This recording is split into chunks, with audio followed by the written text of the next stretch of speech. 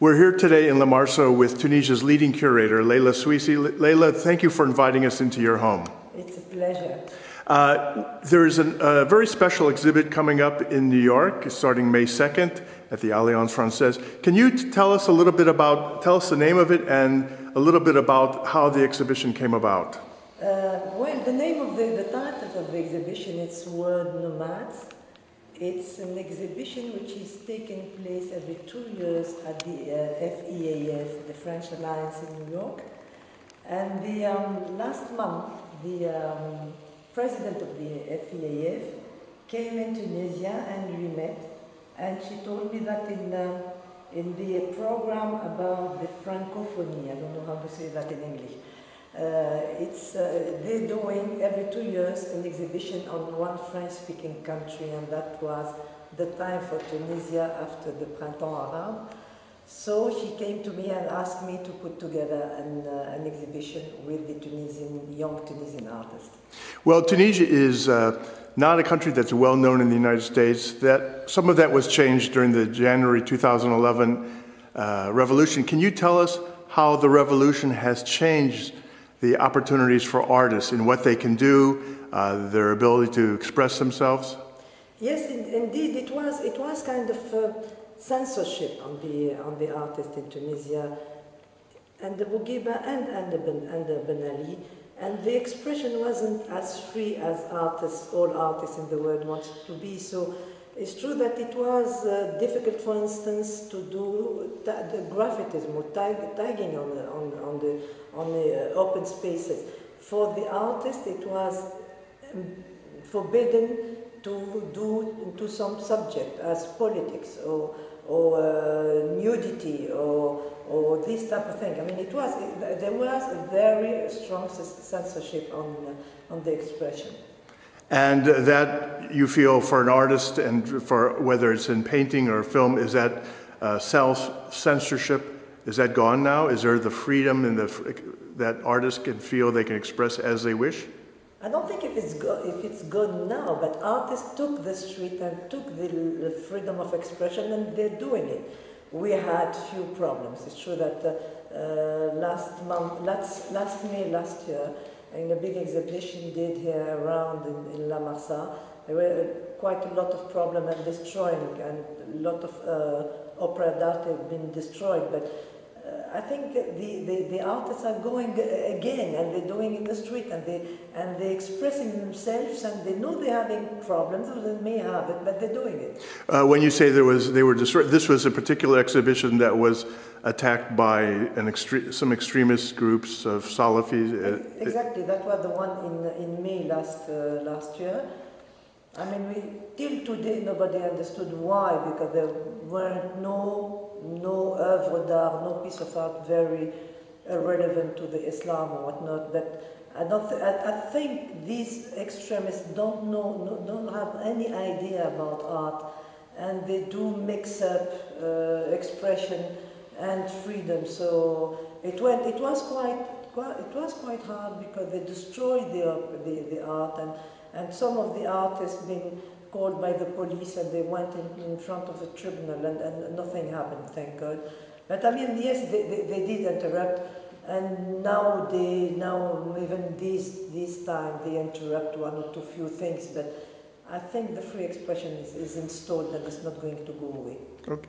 Well, I can't help but noticing the painting behind you, and I was wondering if you'd be willing to share a little bit with us about, this is by a Tunisian painter? That's a Tunisian painter called Bensar, been in one of the small exhibitions given by a university in the United States. He's very prolific, and he's one of our best. Very abstract art. He's the one who is doing this other expressionist I like very much, these two pieces there. He's been exhibiting in all over Europe, in France, in Germany, in Belgium, in Lebanon, in Syria, very, very often, and having a little bit of problem with Tunisian, because his expression is it's quite severe and quite dark, but I love him, I like him very much. Last other one you've seen there is from Barcelona. He's a Spanish Spanish artists working on the way to, I don't remember that, you know that place from France to Spain when people can walk for thousands of kilometers, I don't remember the place. It is very well known. Before we go in the other room, can you tell us about, there's a contemporary Tunisian painting here on the wall. He's a contemporary Tunisian artist and he's living in Germany.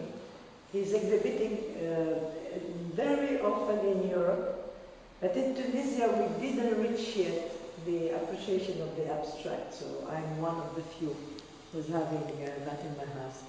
Can we follow you in the other room? There are some paintings that, and can you tell us a little bit about what is the art scene like in Tunisia for Americans or any visitors who come here? People ask, to what extent is there a gallery scene, an art scene? Can you tell us a little bit, and maybe this particular painting that's in front of us? That particular painting has a very, very long story. It's in the 15s, the young man who went to France, living in Tunisia, very poor, no education. He arrived in Marseille and then been taken to Paris to be how do you say it, a laborer? A laborer. A laborer.